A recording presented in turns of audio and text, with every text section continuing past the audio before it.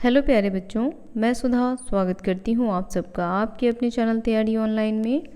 आज की इस वीडियो में बच्चों हम कक्षा 9वीं के हिंदी पाठ्य पुस्तक स्पर्श भाग 1 का तीसरा अध्याय करने वाले हैं। तीसरे अध्याय में शरद जोशी द्वारा लिखित एक व्यंग्यात्मक रचना है, तुम कब जाओगे अतिथि। तो बच्चों उन्होंने उन अतिथियों पर व्यंग किया है जो आते तो 1-2 दिनों के लिए हैं, लेकिन कई दिनों तक अपने मेज़बान के यहाँ ठहरे रहते हैं।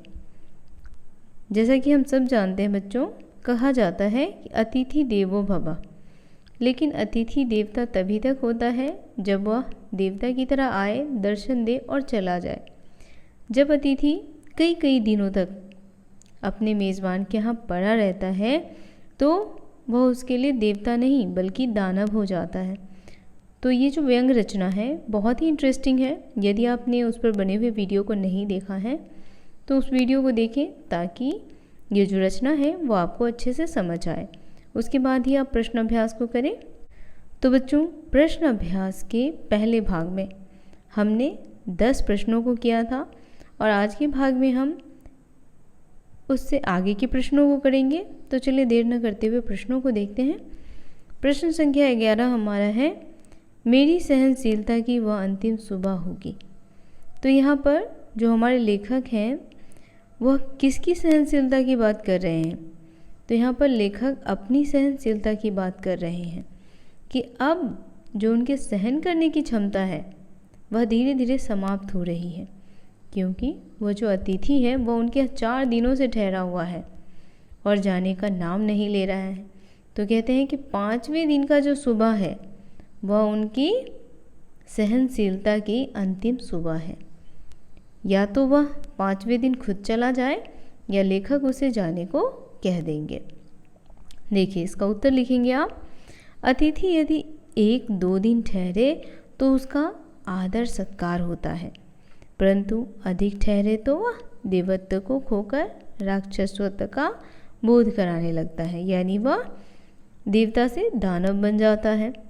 अतिथि 4 दिन से लेखक के घर रह रहा था, कल 5वां दिन हो जाएगा। यदि कल भी अतिथि नहीं गया तो लेखक अपनी सहनशीलता खो बैठेगा और क्या करेगा? अतिथि सत्कार भूल कर कुछ गलत न बोल दे। लेखक सोचता है यदि अतिथि 5वें दिन भी उसके यहाँ रुका तो वह बर्दाश्त नहीं कर पाएगा और अपनी आतिथ्य मर्यादा भूल जाएगा। प्रश्न संख्या 12 देखिए, एक देवता और एक मनुष्य अधिक देर साथ नहीं रहते। तो लेखक ने ऐसा क्यों कहा कि एक देवता और एक मनुष्य अधिक देर साथ नहीं रहते? तो देखिए, देवता अपना देवत्व बचाने के लिए क्या करते हैं? वह अपने भक्तों को दर्शन देते हैं और चले जाते हैं। तो यहाँ पर जो हमारे लेखक हैं वह कहते हैं कि देवता और मनुष्य अधिक देर तक साथ नहीं रहते। अगर वह भी साथ रहने लग जाएंगे तो क्या होगा? उनका देवत्व समाप्त हो जाएगा।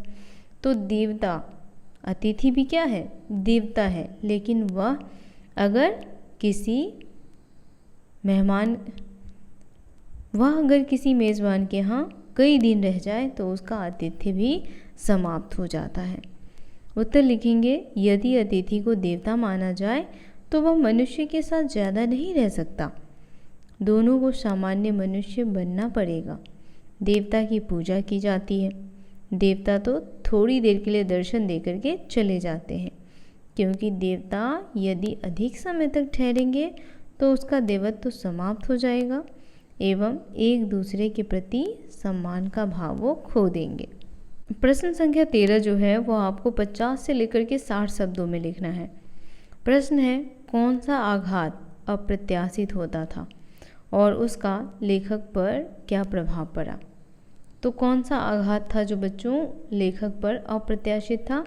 तो अतिथि का 4 दिनों तक उनके यहाँ बैठे रहना।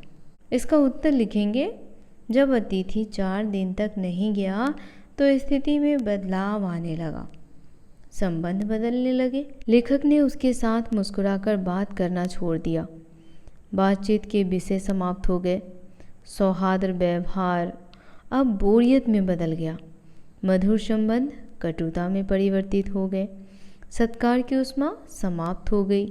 अब डिनर जो था वह खिचड़ी तक पहुंचकर अतिथि के जाने का चरम क्षण समीप आ गया था। इसके बाद लेखक उपवास तक जाने की तैयारी करने लगा। लेखक अतिथि को गेट आउट तक कहने के लिए तैयार हो गया। यदि वह अपने अतिथि होने की गरिमा भुला दे तो वह राक्षस के समान हो जाता है। कौन हो जाता है? तो अतिथि। प्रश्न संख्या 14 है, संबंधों का संक्रमण के दौर से गुजरना। इस पंक्ति से आप क्या समझते हैं बच्चों? विस्तार से लिखिए। तो लेखक ने क्यों कहा है कि संबंध जो है वह संक्रमण के दौर से गुजर रहे हैं, इसका क्या आशय है? तो आप लिखेंगे, जो संबंध आत्मीयपूर्ण थे अब वह घृणा और तिरस्कार में बदलने लगे हैं। जब लेखक के घर अतिथि आया था तो उसके संबंध सौहार्दपूर्ण थे। उसने उसका स्वागत प्रसन्नतापूर्वक किया था। लेखक ने अपनी ढीली ढाली आर्थिक स्थिति के बाद भी उसे शानदार डिनर खिलाया, सिनेमा दिखाया।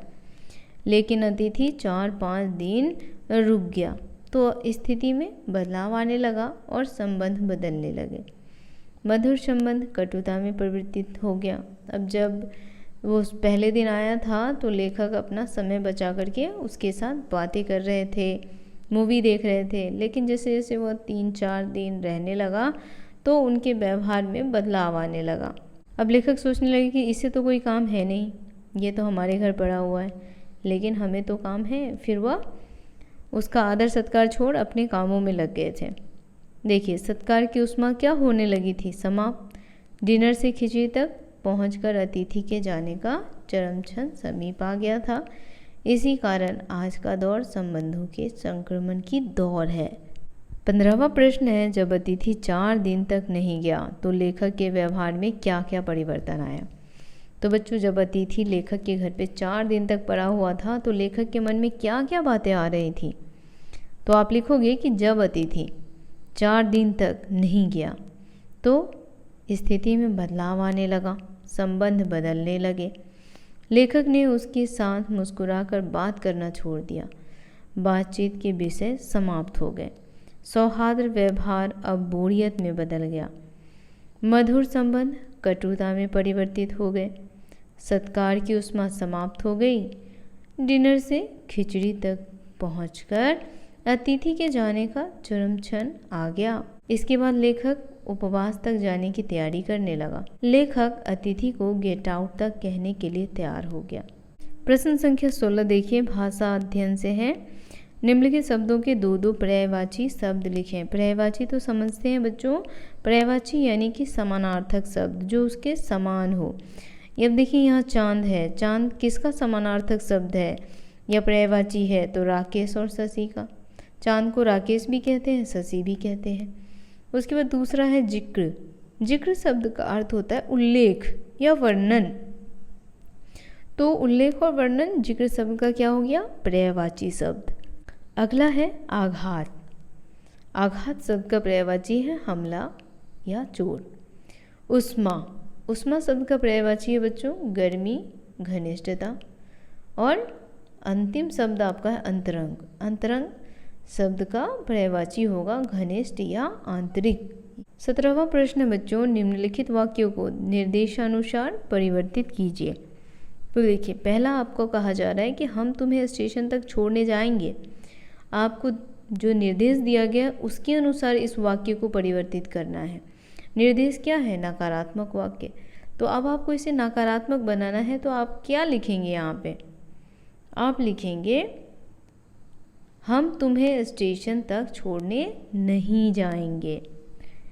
यहाँ पे सेंटेंस देख रहे हैं ना, वाक्य में क्या कहा गया है कि हम तुम्हें स्टेशन तक छोड़ने जाएंगे। तो सीधी सीधी बात है कि नकारात्मक है यानी कि नहीं शब्द का प्रयोग होगा।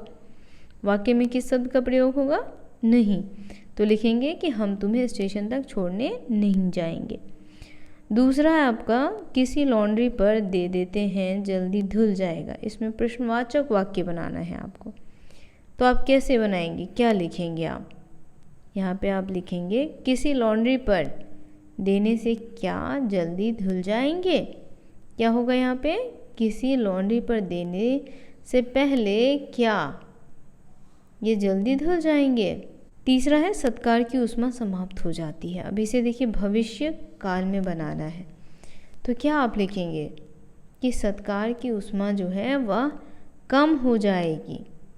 चौथा है इनके कपड़े देने हैं, तो यहाँ आप लिखेंगे इसका कि इनके कपड़े किस जगह देने हैं। और अंतिम लिखेंगे कब तक टिकेंगे ये, तो यहाँ पे हमें नकारात्मक बनाना है, यानी नहीं शब्द का प्रयोग करना है। तो यहाँ पे हम लिख सकते हैं इनके टिकने की सीमा समाप्त नहीं होगी। 18वां प्रश्न बच्चों, पाठ में आए इन वाक्यों में चूकना क्रिया के विभिन्न प्रयोगों को ध्यान से देखिए और वाक्य संरचना को समझिए। यानी जो वाक्य आपके सामने दिया गया है उसे आपको समझना है। पहले में कहा जा रहा है तुम अपने भारी चरण कमलों की छाप मेरी ज़मीन पर अंकित कर चुके हो। अंकित करना मतलब क्या होता है? छाप छोड़ना, है ना।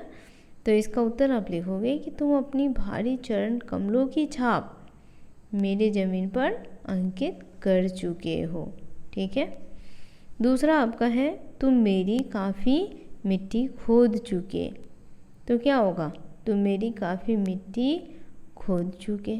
अगला है बच्चों आदर सत्कार के जिस उच्च बिंदु पर हम तुम्हें ले जा चुके थे, तो यहाँ क्या हो जाएगा? यहाँ हो जाएगा आदर सत्कार के जिस उच्च बिंदु पर हम तुम्हें ले जा चुके थे। अगला है शब्दों का लेन देन मिट गया और चर्चा के विषय चूक गए, तो इसका यहाँ आंसर क्या हो जाएगा? शब्दों के लेन देन मिट गए और वर्षा के विषय चुन गए। ठीक है, जो विषय दिया गया था वो चुना जा चुका है। अंतिम है तुम्हारे भारी भरकम शरीर से सलवटे पड़ी चादर बदली जा चुकी है और तुम यही हो। तो अब लेखक जो है वो अतिथि से परेशान है और उनसे कहते हैं कि तुम तो हमारे यहाँ 4 दिन तक रहे, फिर भी जाने का नाम नहीं ले रहे। तुम जिस बेड पे सोते हो उसके चद्दरें जो है वो बदल दी गई हैं, फिर भी तुम यहीं पड़े हो। प्रश्न संख्या 19 देखिए, इसमें कहा जा रहा है निम्नलिखित वाक्य संरचनाओं में तुम के प्रयोग पर ध्यान दीजिए। तो पहला है बच्चों लॉन्ड्री पर दिए कपड़े धुलकर आ गए और तुम यहीं हो। तो यहाँ आपको ध्यान देना है कि तुम के प्रयोग पर ध्यान देना है। तो यहाँ बिल्कुल करेक्ट है ये, लॉन्ड्री पर दिए कपड़े धुलकर आ गए और तुम यहीं हो। दूसरा, तुम्हें देखकर फूट पड़ने वाली मुस्कुराहट धीरे धीरे फीकी पड़कर अब लुप्त हो गई है। तो किसे देख करके? तुम्हें देख करके फूट पड़ने वाली मुस्कुराहट धीरे धीरे फीकी पड़कर अब लुप्त हो गई। तो इसमें आपको सिर्फ तुम पर ध्यान देना है। किस पर ध्यान देना है? तो इस वाक्य में जो तुम शब्द प्रयोग किया गया है उस पर। बाकी आप नीचे देख ही सकते हैं, इसको देखिए। कहीं भी आपको किसी भी प्रकार की समस्या हो तो हमें कमेंट करके बताएं। वीडियो पसंद आया हो बच्चों तो इसे लाइक, शेयर और हमारे चैनल को सब्सक्राइब करना बिल्कुल ना भूलें। मिलते हैं आपसे अगले अध्याय के साथ, तब तक के लिए आप सभी का बहुत बहुत धन्यवाद।